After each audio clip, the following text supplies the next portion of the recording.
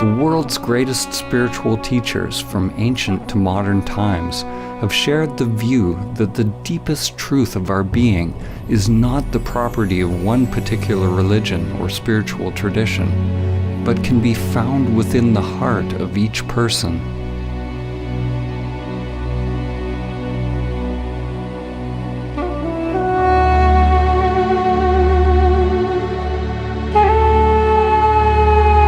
The poet Rumi said, "Where is that moon that never rises or sets? Where is that soul that is neither with nor without us? Don't say it is here or there. All creation is that, but for the eyes that can see."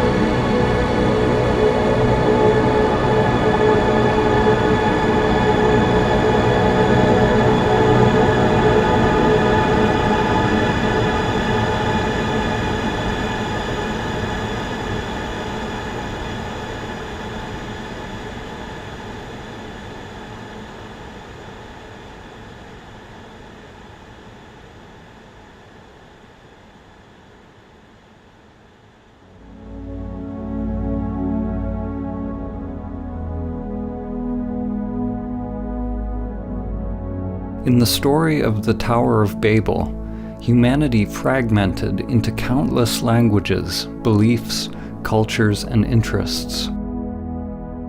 Babel means literally the gate of God. The gate is our thinking mind, our conditioned structures. For those who come to realize their true nature, their essence beyond name and form, they are initiated into the great mystery of what lies beyond the gate.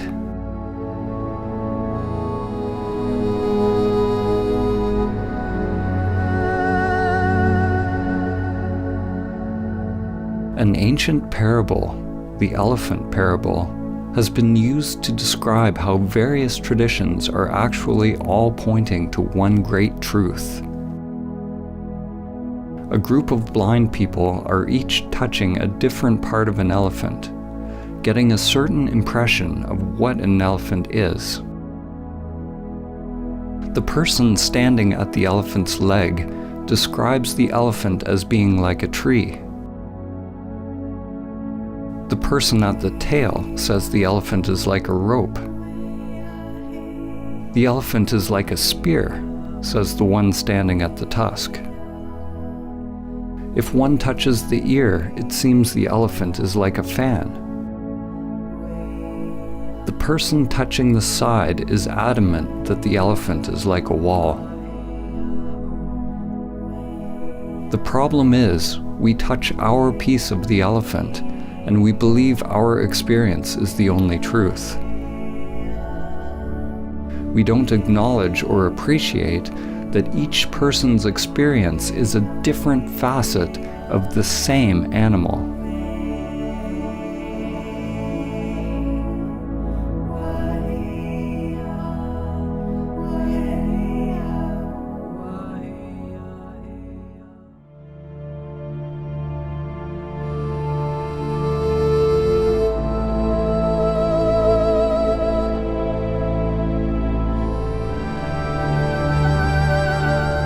The perennial philosophy is an understanding that all spiritual and religious traditions share a single universal truth, a mystical or transcendent reality upon which foundation all spiritual knowledge and doctrine has grown.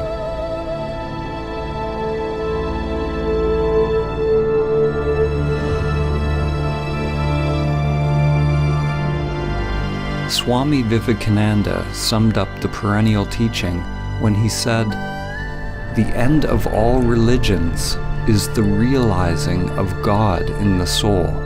That is the one universal religion. In this film, when we use the word God, it is simply a metaphor for the transcendent, pointing to the great mystery beyond the limited egoic mind. To realize one's true self or immanent self is to realize one's divine nature. Every soul has the potential to manifest a new higher level of consciousness, to awaken from its slumber and its identification with form.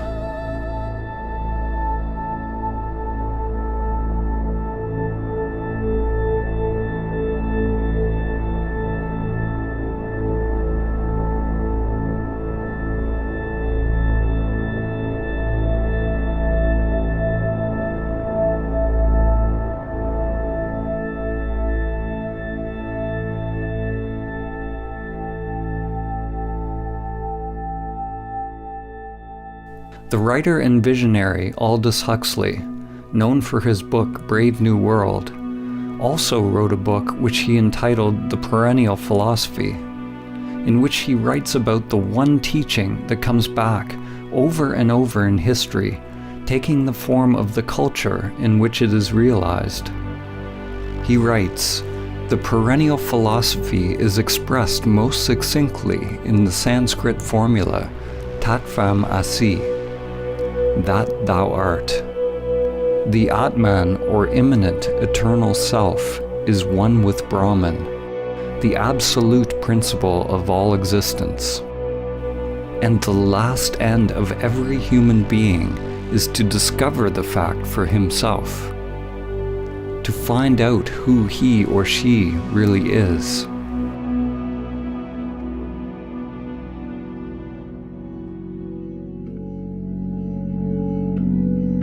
Each tradition is like a facet of a jewel, reflecting a unique perspective of the same truth, while at the same time echoing and illuminating each other. Whatever the language and conceptual framework used, all religions that reflect the perennial teaching have some notion that there is a union with something greater, something beyond us.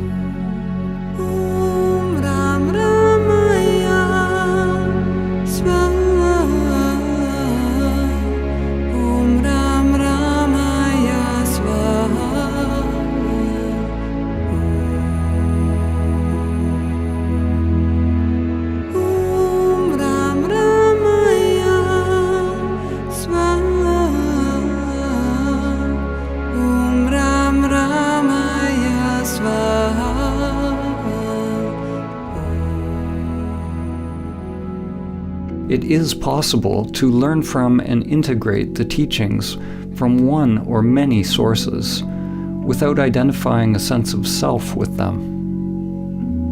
It is said that all true spiritual teachings are simply fingers pointing to the transcendent truth. If we hold on to the dogma, the teaching, for comfort, we will be stunted in our spiritual evolution.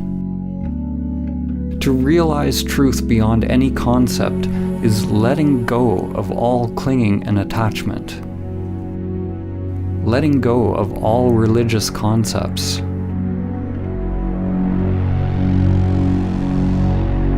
From the ego's perspective, the finger pointing you to Samadhi is pointing straight toward the abyss. St. John of the Cross said, "If one wishes to be sure of the road they tread, one must close their eyes and walk in the dark."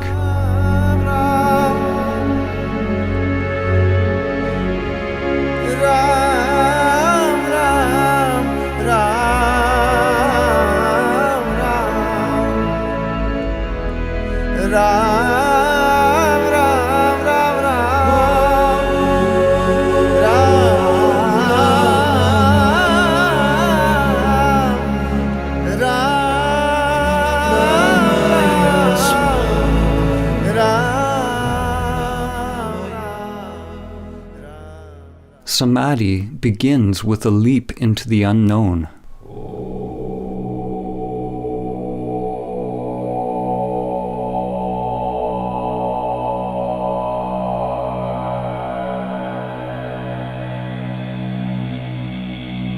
In the ancient traditions, in order to realize Samadhi, it was said that one must ultimately turn consciousness away from all known objects, from all external phenomena, conditioned thoughts and sensations, toward consciousness itself, toward the inner source, the heart or essence of one's being.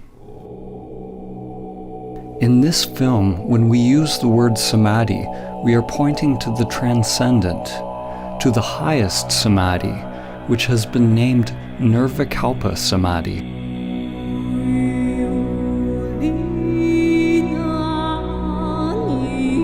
In Nirvikalpa Samadhi, there is a cessation of self-activity, of all seeking and doing.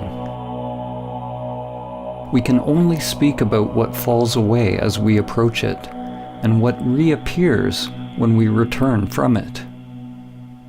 There is neither perception nor non-perception, neither thing nor no thing, neither consciousness nor unconsciousness. It is absolute, unfathomable, and inscrutable to the mind. When the self returns to activity, there's a not knowing, a kind of rebirth, and everything becomes new again. We are left with the perfume of the divine, which lingers longer as one evolves on the path.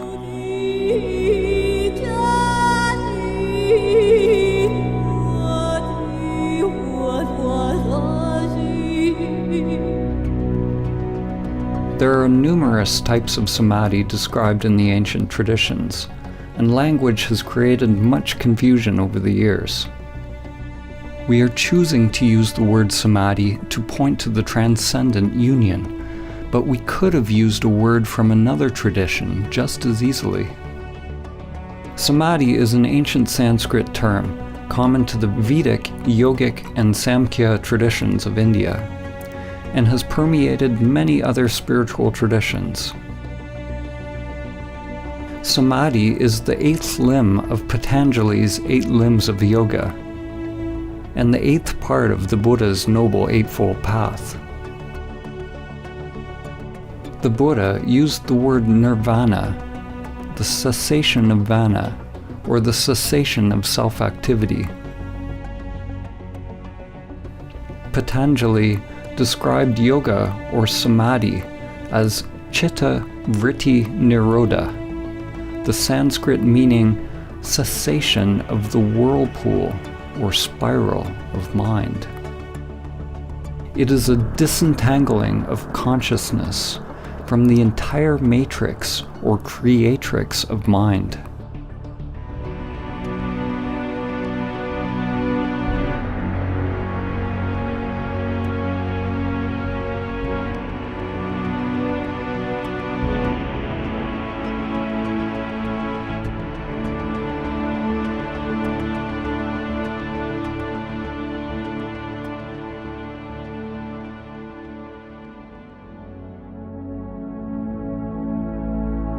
Samadhi does not signify any concept, because to realize it requires a dropping of the conceptual mind.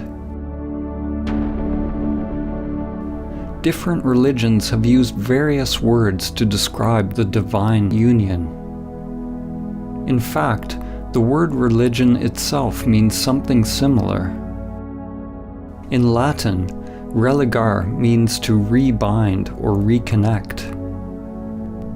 It's a similar meaning to the word yoga, which means to yoke, to unite the worldly with the transcendent. In Islam, it is reflected in the ancient Arabic meaning of the word Islam itself, which means submission or supplication to God. It signifies a total humbling or surrender of the self-structure. Christian mystics such as Saint Francis of Assisi, Saint Teresa of Avila, and Saint John of the Cross describe a divine union with God, the kingdom of God within. In the Gospel of Thomas, Christ said, "The kingdom is not here or there.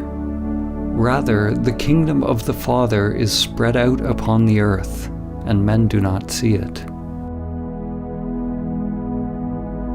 The works of the Greek philosophers Plato, Plotinus, Parmenides, and Heraclitus, when seen through the lens of the perennial teaching, point towards the same wisdom.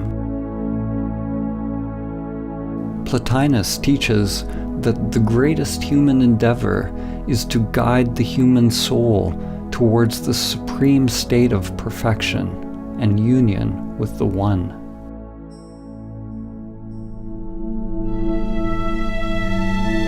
The Lakota medicine and holy man, Black Elk, said, "The first peace, which is the most important, is that which comes within the souls of men when they realize their relationship, their oneness with the universe and all its powers, and when they realize that at the center of the universe dwells Great Spirit, and that this center is really everywhere. It is within each of us."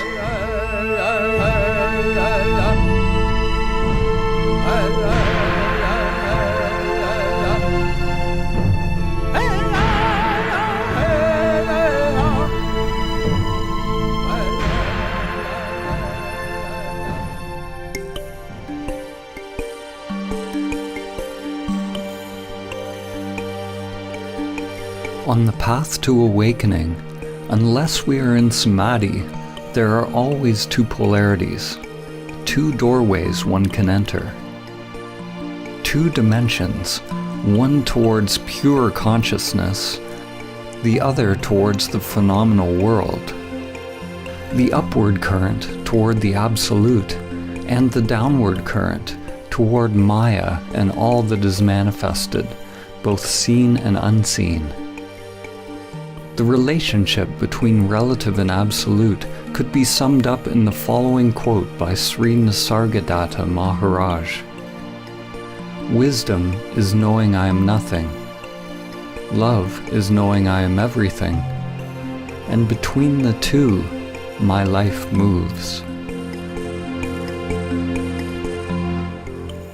What is born of this union is a new divine consciousness. Something is born out of the marriage or union of these polarities, or the collapse of dualistic identification. Yet what is born is not a thing, and it was never born. Consciousness flowers, creating something new, creating what you could call a perennial trinity.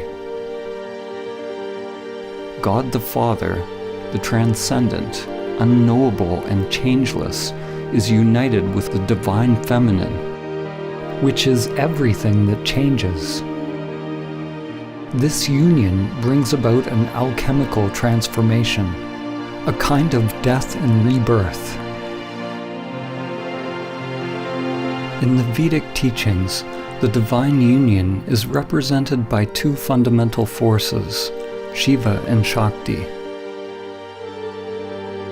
The names and faces of the various gods change throughout history, but their fundamental attributes remain. What is born out of this union is a new divine consciousness, a new way of being in the world. Two polarities inseparably one, a universal energy that is without center, free of limitation. It is pure love. There is nothing to be gained or lost, because it is utterly empty, but absolutely full.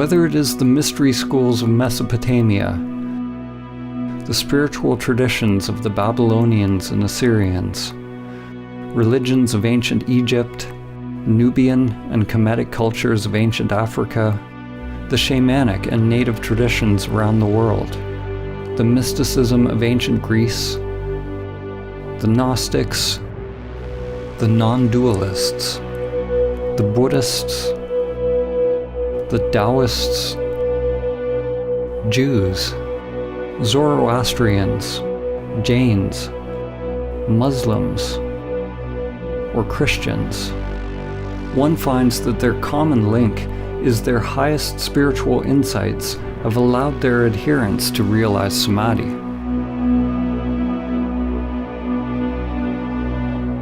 The actual word Samadhi means something like to realize the sameness or oneness in all things. It means union. It is uniting all aspects of yourself. But do not mistake intellectual understanding for the actual realization of Samadhi. It is your stillness, your emptiness, that unites all levels of the spiral of life.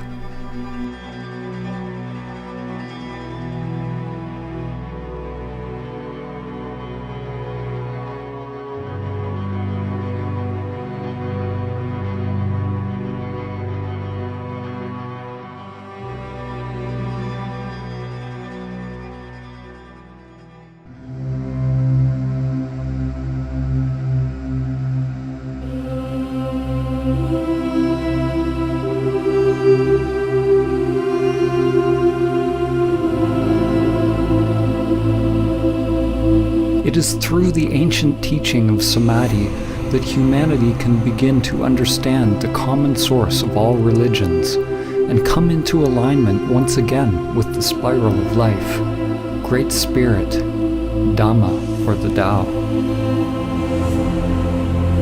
The spiral is the bridge that extends from the microcosm to the macrocosm. From your DNA to the inner lotus of energy that extends through the chakras, to the spiral arms of galaxies. Every level of soul is expressed through the spiral as ever-evolving branches, living, exploring. True Samadhi is realizing the emptiness of all levels of self, all sheaths of the soul. The spiral is the endless play of duality and the cycle of life and death. At times, we forget our connection to the source.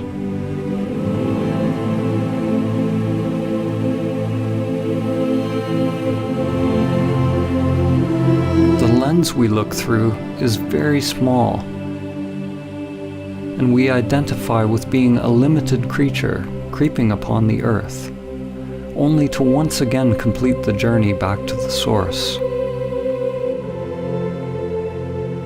to the center that is everywhere.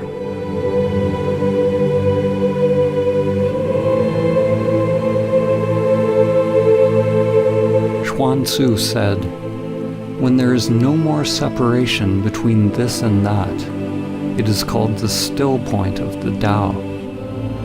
At the still point, in the center of the spiral, one can see the infinite in all things."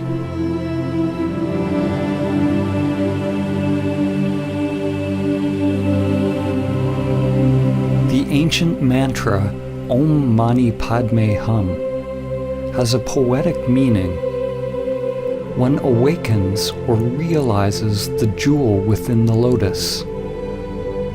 Your true nature awakens within the soul, within the world, as the world.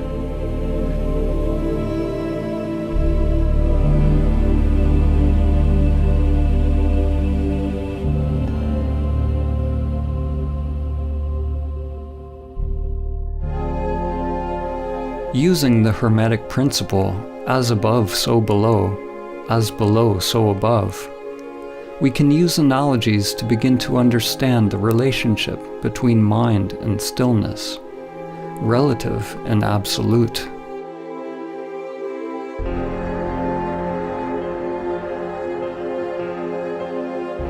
A way to begin to grasp the non-conceptual nature of Samadhi is to use the analogy of the black hole. A black hole is traditionally described as a region of space with a massive gravitational field so powerful that no light or matter can escape. New theories postulate that all objects, from the tiniest microscopic particles to macrocosmic formations like galaxies, have a black hole or mysterious singularity at their center.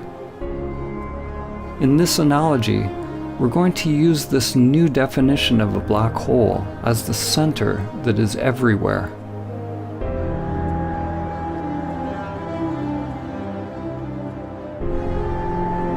In Zen, there are many poems and koans that bring us face to face with the gateless gate.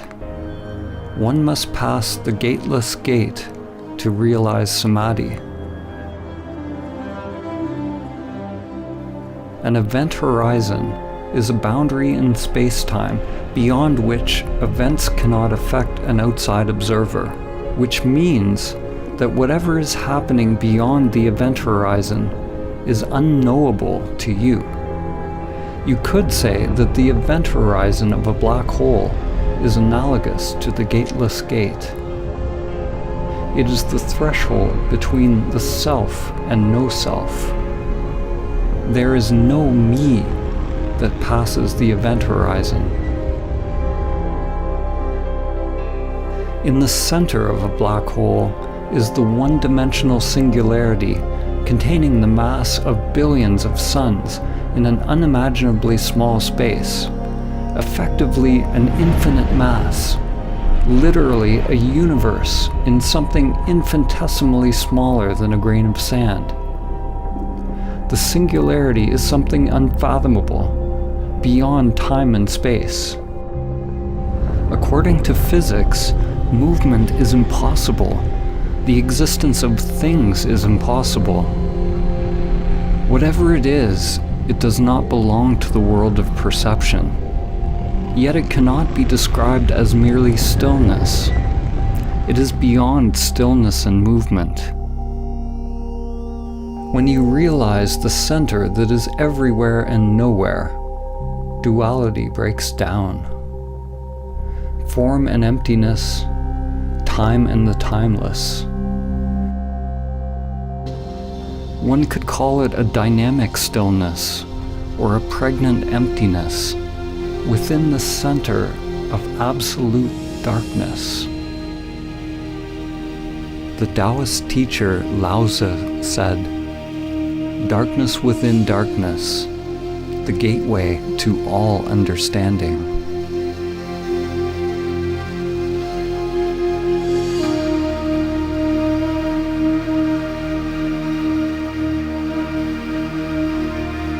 The writer and comparative mythologist Joseph Campbell describes a recurring symbol, part of the perennial philosophy which he calls the axis mundi, the central point or the highest mountain, the pole around which all revolves, the point where stillness and movement are together. From this center, a mighty flowering tree is realized, a Bodhi tree that joins all worlds.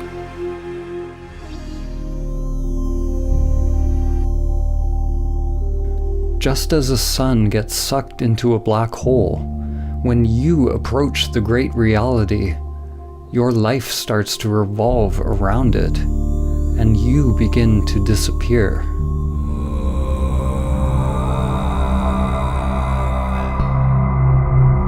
As you approach the immanent self, it can be terrifying to the ego structure. The guardians of the gate are there to test those on their journey. one must be willing to face one's greatest fears, and at the same time accept one's inherent power, to bring light to the unconscious terrors and the hidden beauty within. If your mind is not moved, if there's no self reacting, then all phenomena produced by the unconscious arises and passes away. This is the point in the spiritual journey where faith is most needed. What do we mean by faith? Faith is not the same as belief.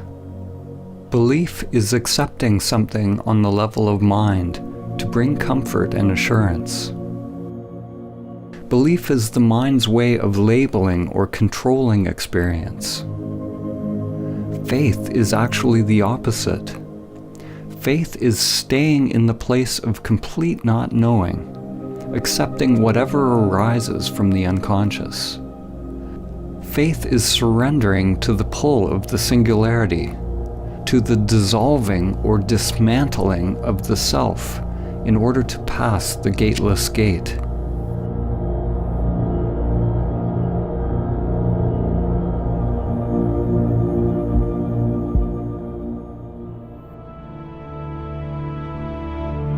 The evolution and structure of a galaxy is closely tied to the scale of its black hole, just as your evolution is tied to the presence of the immanent self, the singularity that is your true nature. We can't see the black hole, but we can know about it by the way things move around it, by how it interacts with physical reality. In the same way, we cannot see our true nature.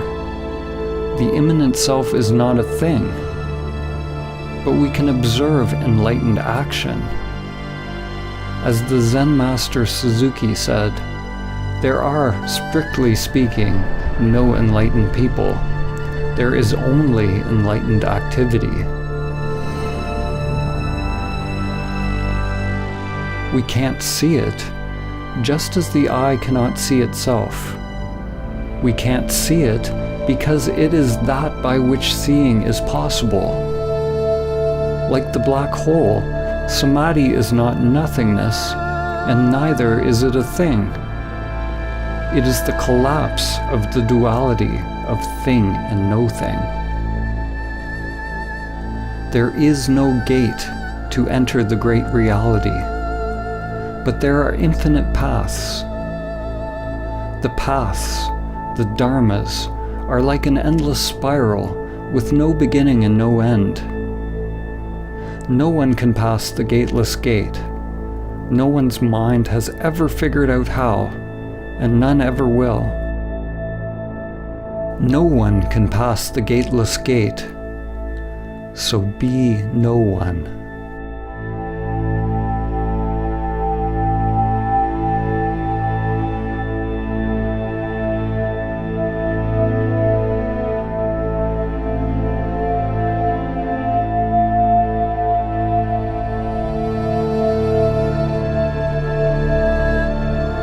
Samadhi is the pathless path, the golden key. It is the end of our identification with the self-structures that separate our inner and outer worlds.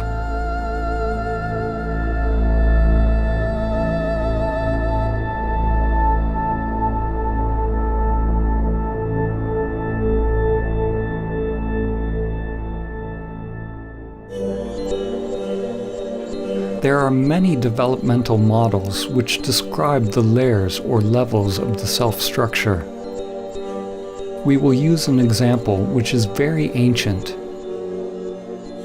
In the Upanishads, the sheaths which cover the Atman or soul are called koshas. Each kosha is like a mirror, a layer of the self-structure, a veil or level of Maya which distracts us from realizing our true nature if we are identified with it. Most people see the reflections and believe that that is who they are. One mirror reflects the animal layer, the physical body. Another mirror reflects your mind, your thoughts, your instincts and perceptions. Another, your inner energy or prana, which you can observe when you turn inward. Another mirror reflects on the level of the imaginal, which is the higher mind or wisdom layer. And there are layers of transcendental or non-dual bliss that are experienced as one approaches Samadhi.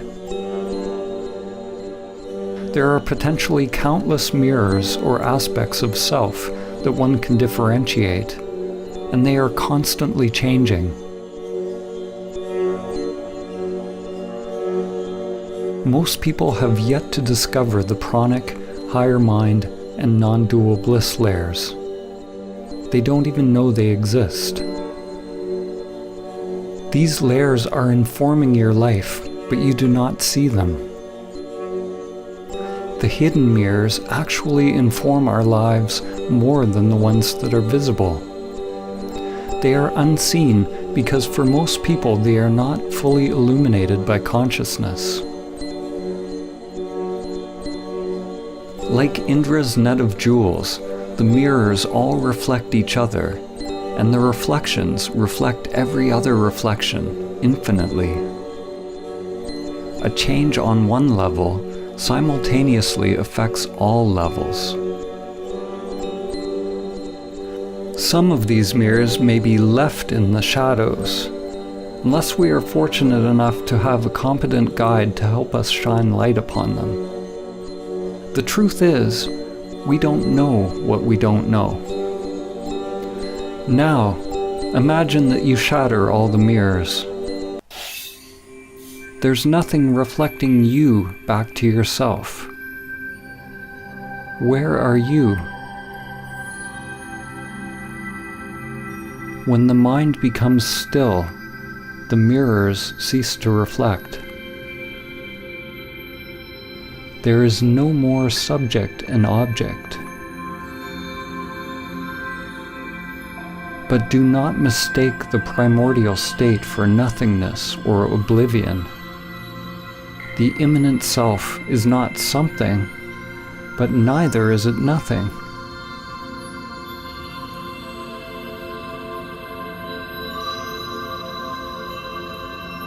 This source is not a thing. It is emptiness or stillness itself. It is an emptiness that is the source of all things. Form is realized as exactly emptiness. Emptiness is realized as exactly form. This source is the great womb of creation, pregnant with all possibilities.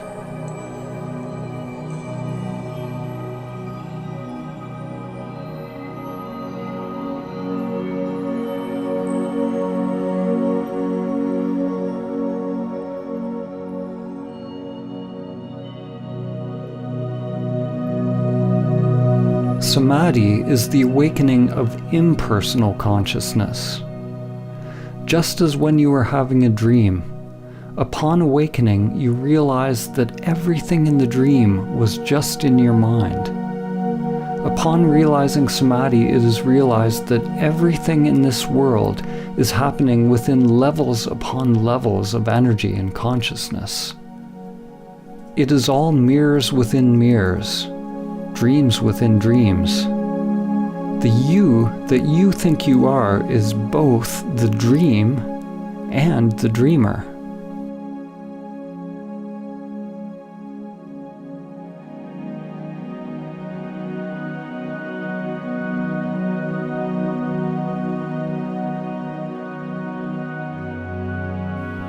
Whatever we say in this film, let it go. Don't capture it with the mind.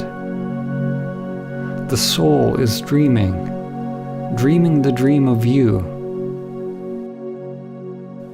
The dream is everything that is changing, but it is possible to realize the changeless.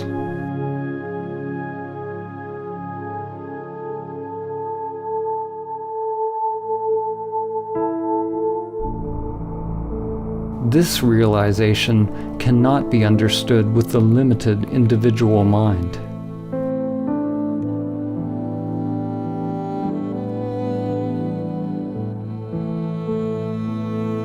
When we return from Nirvikalpa Samadhi, the mirrors begin to reflect again, and it is realized that the world you now think you are living in is actually you.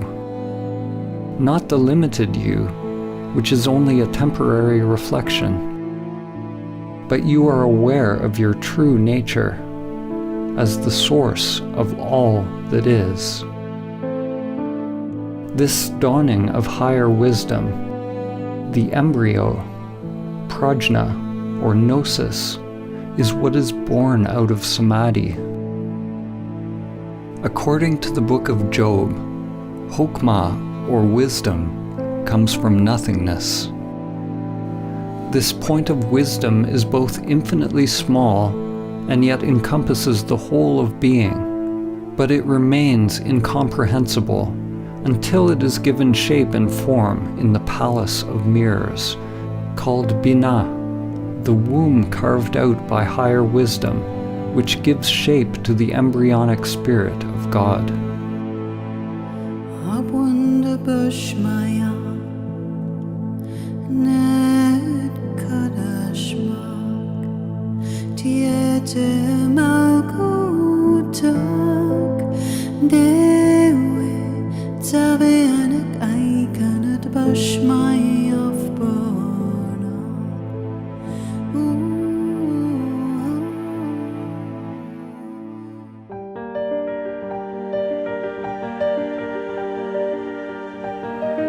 The existence of the mirrors, or the mind's existence, is not a problem. On the contrary, the error or aberration of human perception is that we identify ourselves with it. This illusion that we are the limited self is Maya. The yogic teachings say that to realize Samadhi, one must observe the meditation object until it disappears. Until you disappear into it, or it into you. Although the language in the various traditions is dissimilar, at their root they all point towards a cessation of self-identification and self-centered activity. The Buddha always taught in negative terms. He taught to investigate directly into the working of the self-structure. He didn't say what Samadhi was, except that it was the end of suffering. In Advaita Vedanta, there's a term, neti neti, which means not this, not that. People on the path to self-realization inquire into their true nature, or the nature of Brahman, by first discovering what they are not. Similarly, in Christianity, Saint Teresa of Avila described an approach to prayer based on the negative path, or via negativa, a prayer of quiet, surrender, and union, which is the only way to approach the Absolute. Through this gradual process of stripping away, one drops anything that is not permanent, anything that is changing. The mind, the ego construct, and all phenomena, including the hidden layers of self. The unconscious must become transparent in order to reflect the one source. If there is some deep knowing or some self operating in the unconscious, then our lives remain locked into a labyrinth of hidden patterns that comprise the undiscovered self.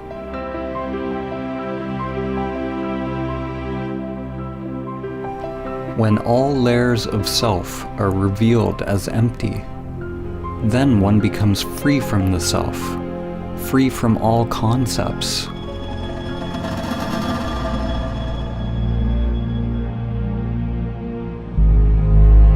A turning point in your evolution is when you realize you don't know who you are. Who experiences the breath? Who experiences the taste? Who experiences the chant, the ritual, the dance,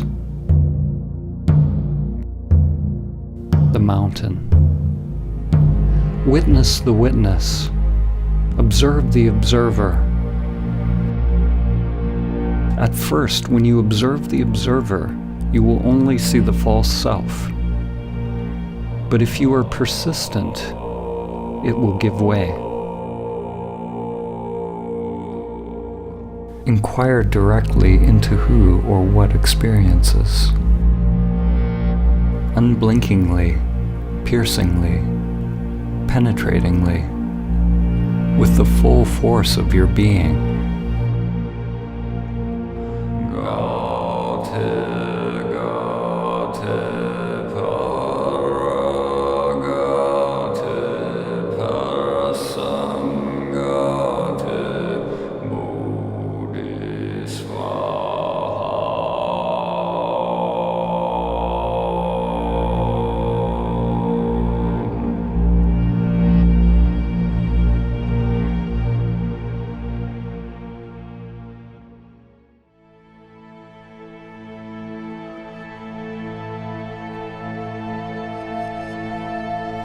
There is no self that awakens. There is no you that awakens. What you are awakening from is the illusion of the separate self, from the dream of a limited you. To talk about it is meaningless. There must be an actual cessation of the self to realize directly what it is. And once it is realized, there is nothing that can be said about it.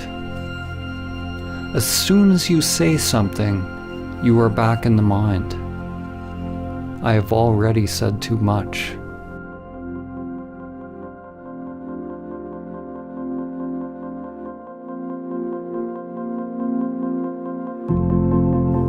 We normally have 3 states of consciousness: waking, dreaming, and deep sleep.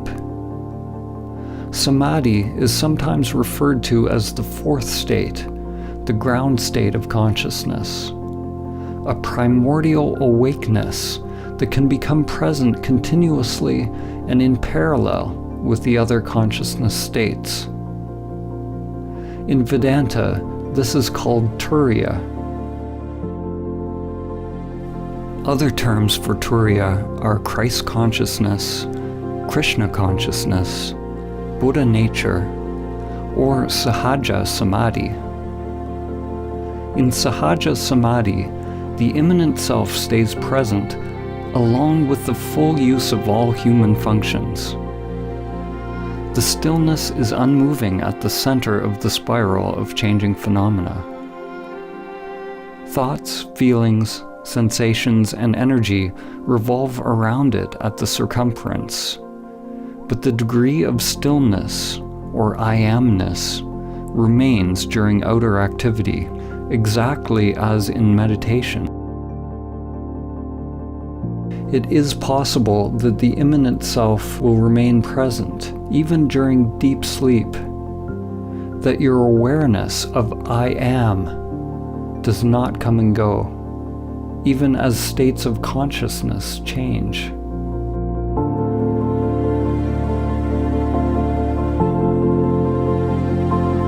This is yogic sleep. In the Song of Songs, or the Song of Solomon from the Hebrew Bible or Old Testament, it reads, "I sleep, but my heart waketh." This realization of the eternal, impersonal consciousness is reflected in the words of Christ when he said, Before Abraham was, I am.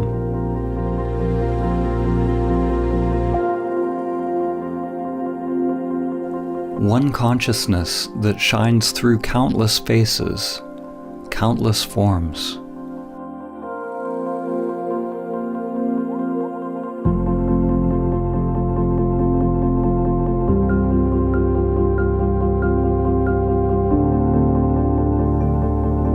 At first, it's like a fragile flame born out of the polarities within you. Masculine, penetrating consciousness with a surrender or opening of feminine energy. It is delicate and easily lost, and one must take great care to protect it and keep it alive until it is mature.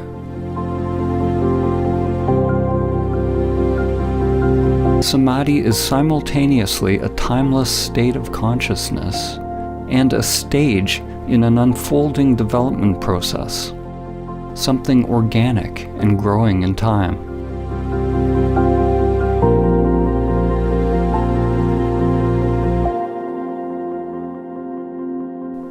As one spends more and more time in Samadhi, in the now, in the timeless, one takes more and more direction from the heart, the soul or Atman, and less from the conditioned structure.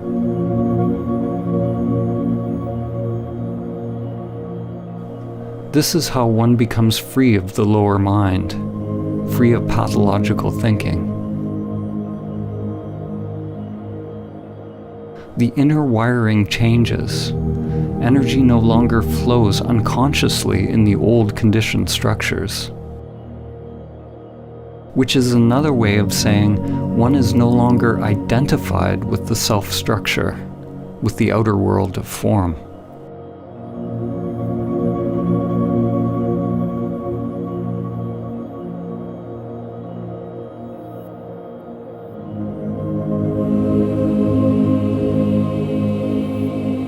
To realize Samadhi requires an effort so great that it becomes a total surrender of oneself, and a surrender so encompassing that it is a complete effort of one's being, all of one's energy. It is a balance of effort and surrender, yin and yang, a sort of effortless effort.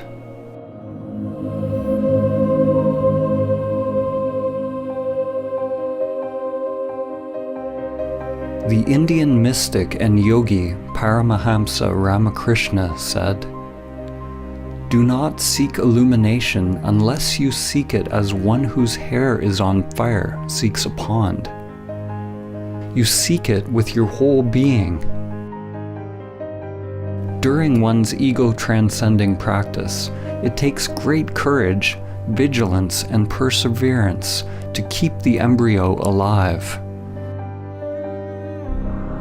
To not fall back into the patterns of the world.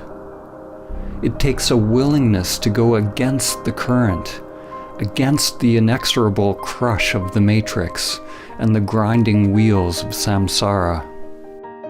Every breath, every thought, every action must be for realizing the source.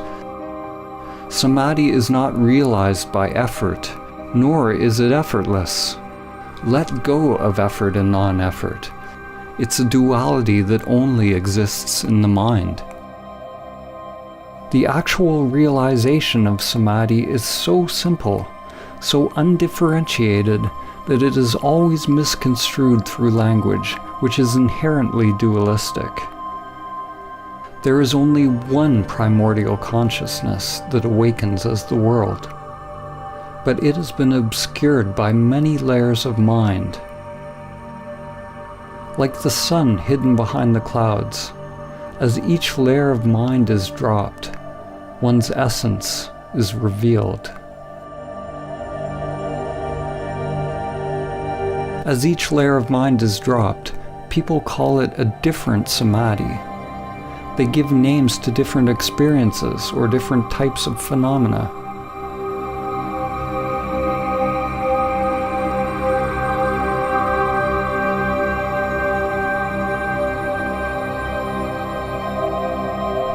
But Samadhi is so simple that when you are told what it is and how to realize it, your mind will always miss it. Actually, Samadhi is not simple or difficult. It is only the mind that makes it so. When there is no mind, there is no problem, because the mind is what needs to stop before it is realized. It is not a happening at all.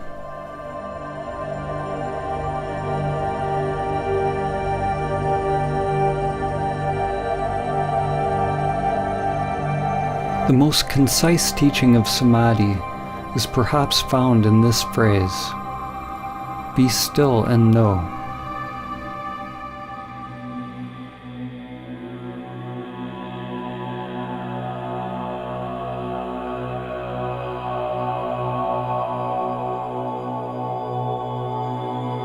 How can we use words and images to convey stillness?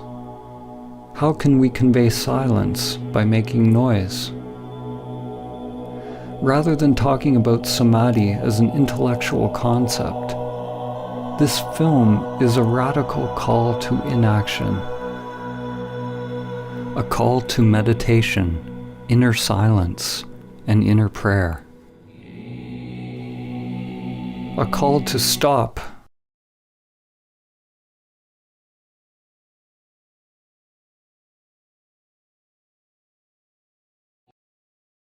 Stop everything that is driven by the pathological, egoic mind. Be still and know.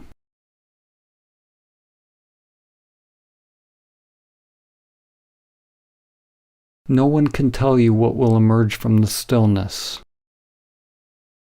It is a call to act from the spiritual heart.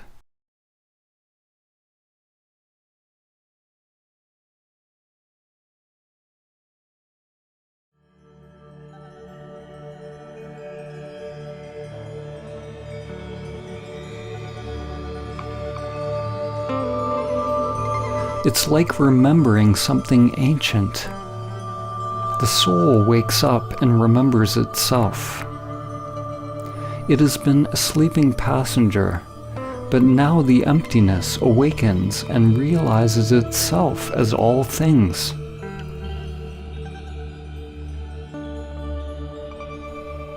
You can't imagine what Samadhi is with the limited egoic mind, just as you can't describe to a blind person what color is.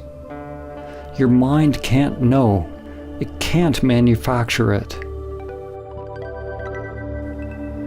To realize Samadhi is to see in a different way, not to see separate things, but to recognize the seer. Saint Francis of Assisi said, "What you are looking for is what is looking." Once you have seen the moon, you can recognize it in every reflection. The true self has always been there. It is in everything, but you have not realized its presence. When you learn to recognize and abide as the true self, beyond the mind and senses, it is possible to experience awe at the most mundane. We become awe.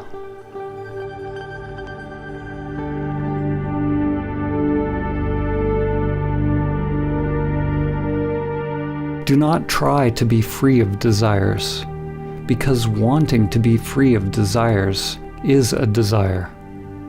You can't try to be still, because your very effort is movement.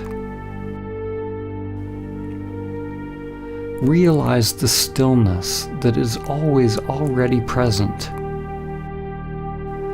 Be the stillness and know. When all preferences are dropped, the source will be revealed. But do not cling even to the source. The great reality, Tao, is not one, not two. Ramana Maharshi said, "The self is only one. If it is limited, it is the ego. If unlimited, it is infinite and the great reality."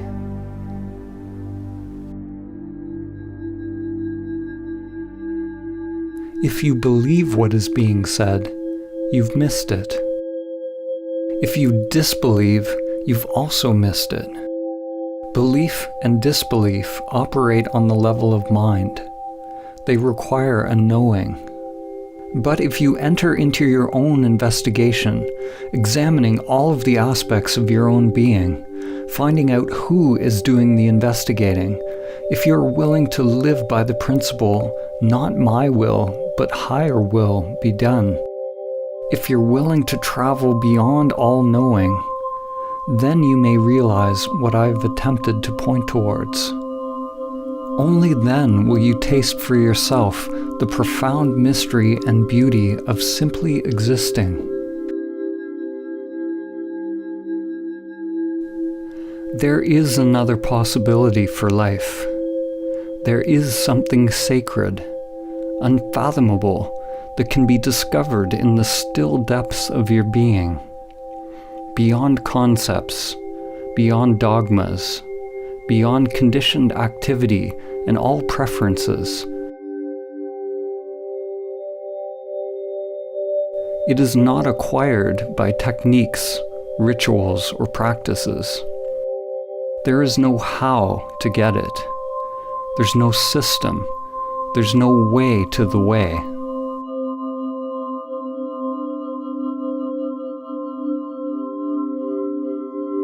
As they say in Zen, it is discovering your original face before you were born. It is not about adding more to yourself. It is becoming a light unto oneself, a light that dispels the illusion of the self. Life will always remain unfulfilled, and the heart will always remain restless, until it comes to rest in that mystery beyond name and form.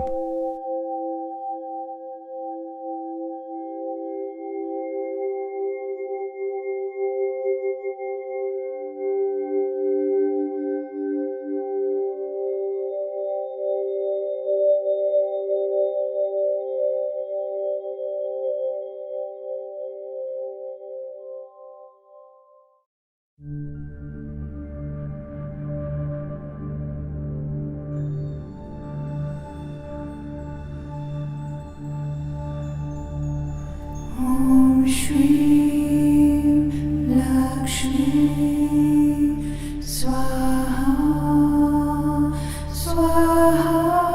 Om Shri Lakshmi Swaha.